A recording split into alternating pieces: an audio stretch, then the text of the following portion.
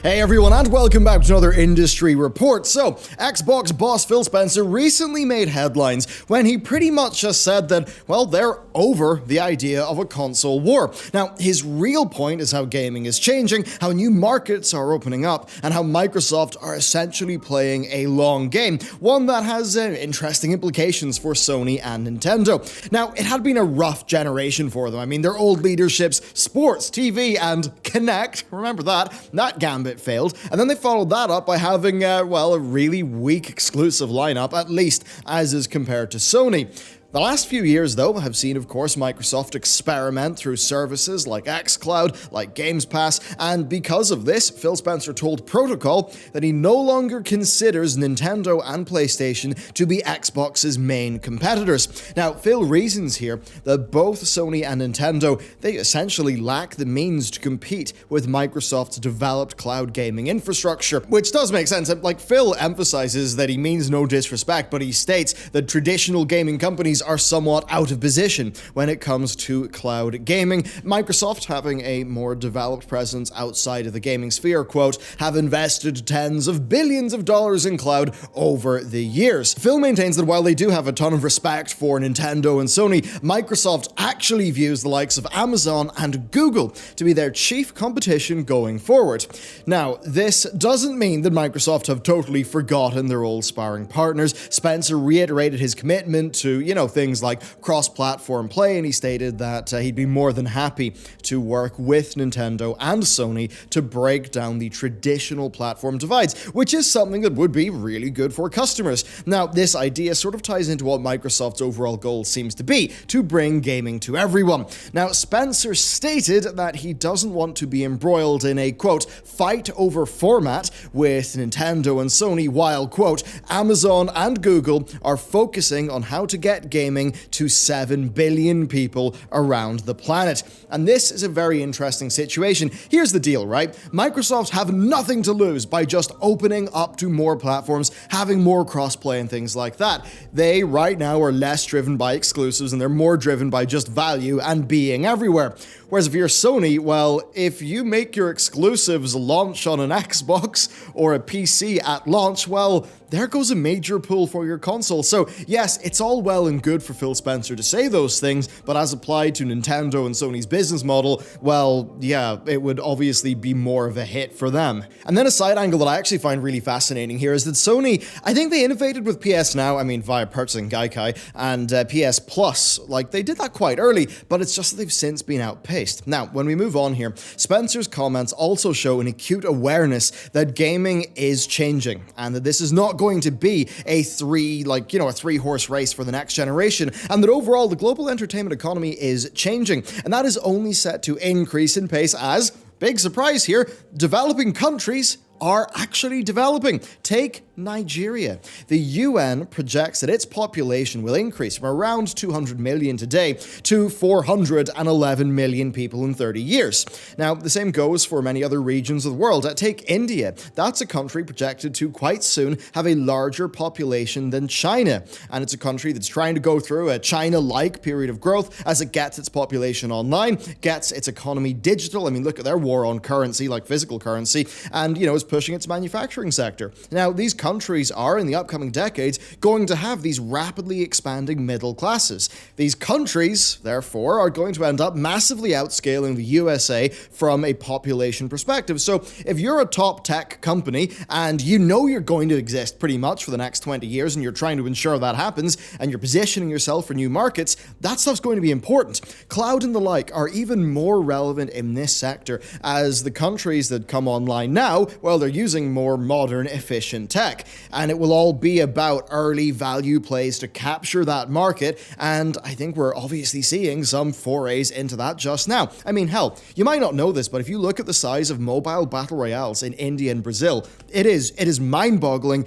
and it's something that we're just not really that aware of here in the West. It should be pretty obvious. Like, if you're not dealing with a whole bunch of physical products, it's going to be a lot easier using the, sort of tech cloud platform way of doing things. And you've also got to remember here, when I talk about this, I'm talking about 10 years in the future. future, 20 years in the future. So yeah, you may think about data caps, speeds, latency right now, but in 20 years time, that will actually be less of a thing there. I mean, hey, compare your old Samsung Galaxy S3 on a not that good 3G network to what you can get today for the same money, and I just only realized that then the pace of that development only increase in the future. So for the big tech companies, I mean, it's an interesting situation. They have typically put gaming on the back burner to pursue other ventures, but the sheer amount of people to reach and money to earn is, I think, very obviously prompting a lot of change here. Companies like Google, Amazon, Apple, Facebook, they have sort of all decided that gaming is a lot more worth their time these days. Like Google's Phil Harrison, who's heading up Stadia,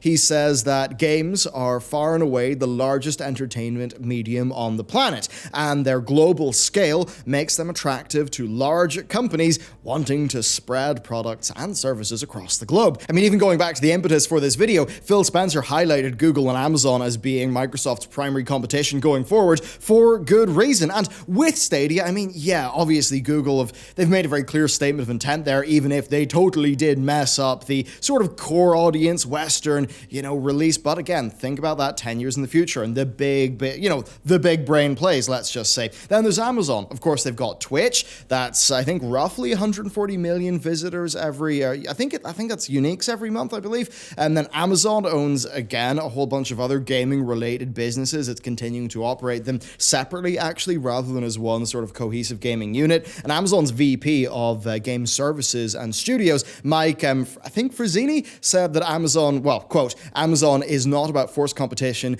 and that this fragmented approach allows things to move faster. Now, Amazon, of course, is also making games themselves, though not necessarily that quick, via Amazon Game Studios, and their first projects are going to be making an appearance this year. And like Google, Amazon are newcomers in the gaming scene, but again, like Google, they have the resources, they have AWS, which so much of the internet already runs on. And that's something that Sony and others don't really have. And then if you move over to mobile gaming, Apple don't make games themselves, but they earn around $10 billion each year from games on the App Store.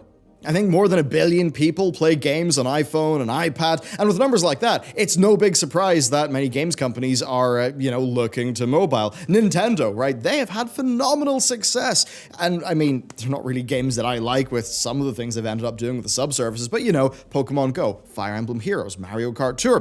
Activision, they are sitting pretty atop the mobile gaming charts right now because of COD Mobile. And COD Mobile, I mean, it plus Modern Warfare's strong launch led to a quadrupling of Activision Publishing's MAUs in a single quarter. That's a big change. And there's then another side to the mobile gaming coin. I mean, take Facebook. They used to be a massive name in web gaming, but that business kind of died off a bit when Facebook shifted their focus to mobile and, Farmville and co. just sort of died off a bit.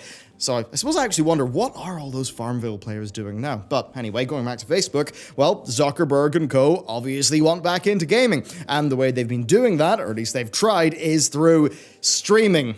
Yeah, Facebook Gaming's been trying to market itself as a convenient alternative to Twitch, living, in a social network that you maybe, use all the time. But, I don't want to be too mean, but pity it absolutely sucks. I mean, they actually tried to get me as an exclusive years ago, which, it made no sense to me at the time. It still doesn't now. So, yeah, their streaming thing, honestly, I think is a total waste of time. But for cloud gaming, they recently picked up Spain-based Play Giga in December for $78 million. They also own Oculus, and with its recent launches, it's been quite successful in bringing down prices for VR and sort of bring the ease of use up.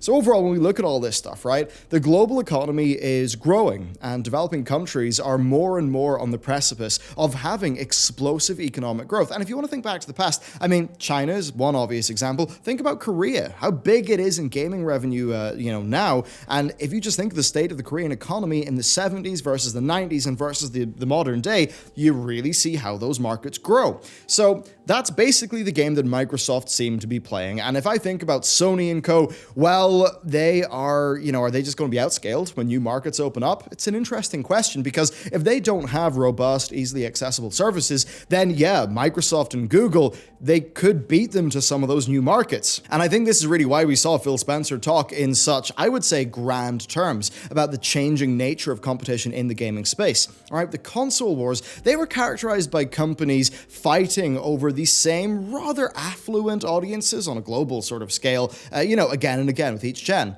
But it seems like the platform wars of the future are going to be far grander in scale, and we're going to be seeing companies in some ways fight for dominance across the world and across all of these emerging markets. And that growth, especially in those emerging markets, that's going to require a low barrier to entry. Be that a Chromecast in a TV for Stadia, the Xbox app on someone's phone for xCloud, or just mobile gaming in general, which is already being quite massive in many of those emerging markets. I mean, come on, all you need is maybe a phone, which you probably have, a controller, which is cheap enough, and then maybe a subscription like Games Pass or something like that, which, in emerging markets you would imagine would be priced at an affordable rate.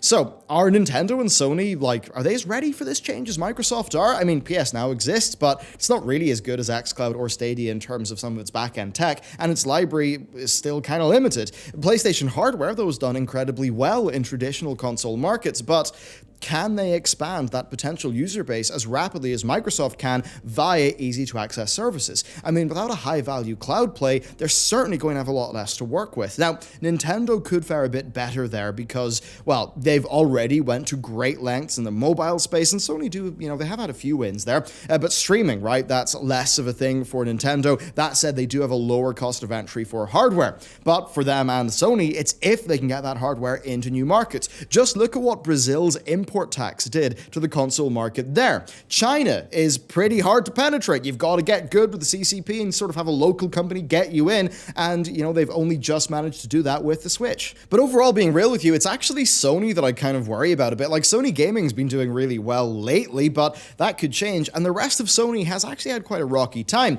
Now, Sony, right, they've done fantastically by having a great game console that's focused on games and a high investment in just creating very good games for people to play.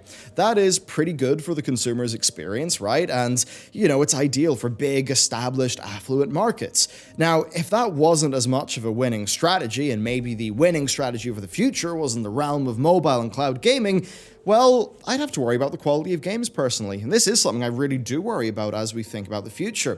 Microsoft have not gone into the big evil of mobile games, and it seems like xCloud and Game Pass are mainly just competing by being very good value, but the people who play, games now, they're the types of people who are the most into games. That's why they got into games earlier, and that suggests that this market will grow in many ways through a broadening of focus. So there's a little bit of me always, after I do one of these sort of economic, industry analysis videos, there's always that little bit of me that's wondering, what is the state of core gaming going to be in the future? I mean, if a team that is maybe a fraction of the size and a fraction of the cost of the World of Warcraft development team can go and make a mobile game and just sell waifu JPEGs and make billions, what kind of decisions are the real big tech companies going to end up making? It's certainly a situation. Now, that said, I would say, if you're going to have this absolutely massive market, I think there always will be niches within that market. And I think that companies who are really consumer first, who make products that people really do want to, want to play, want to enjoy, I think actually there could be, through that, a really vibrant indie space and a really solid core gaming space. But I just have to wonder if the big focus of the biggest companies with the biggest pockets, if that would move a little bit away from the core. And I wonder how that's going to change things as we move forward. I mean, hey, maybe it actually leads to more experimental niche indie games, and if that is the case, and maybe if that market can grow a little bit, we could be in for a little bit of a resurgence, but we'll just have to wait and see. So, what I want to know is, what do you think is going to be changing in gaming over the next 10 years, over the next 20 years, and maybe over the next 50 years, right? When we are all 75 years old, what do you think the gaming market's going to look like? I mean, hey, by that time, you'll maybe have 500 million, Nigerians, right? If that, country's population keeps on increasing the way that it's projected to be, and it's got a massive middle class, and things are generally doing a lot better in regions of the world like that. What's that going to do to gaming? What's that going to do to markets? Because right now, this sort of what is gaming experiment, for a lot of the games that I think people who watch this channel play, it's very much been at what's going on in the US, EU, and sort of UK, right?